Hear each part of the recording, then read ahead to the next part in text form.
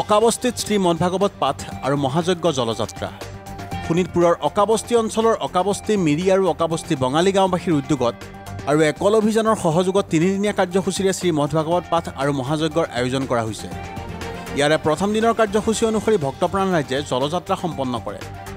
বহু সংখ্যক ভক্তপ্ৰাণ ৰাইজে জীয়া ভৰলী নৈলৈ হাতে হাতে কলহ লৈ জলযাত্ৰাত অংশগ্ৰহণ কৰে।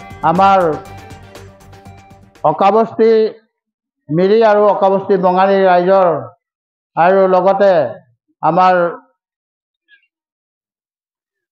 অকল অভিযানৰ সহযোগত আমি আজি চতুৰ্থবাৰৰ কাৰণে ভাগৱত পাঠ আজি প্ৰথম দিনা আজি জলযাত্ৰা শুভাৰম্ভ কৰিবলৈ আমি ওলাইছোঁ। তো গতিকে সমূহ ৰাইজৰ সহায় সহযোগ আমি পাইছোঁ আৰু তিনিদিনীয়া কাৰ্যসূচী আজি প্ৰথম দিন আমি তিনিদিনীয়া কাৰ্যসূচীৰে এই ভাগৱত পাঠ আৰম্ভ কৰিছোঁ। আমি জীয়া ভৰলীলৈকে কৰিম। হয়।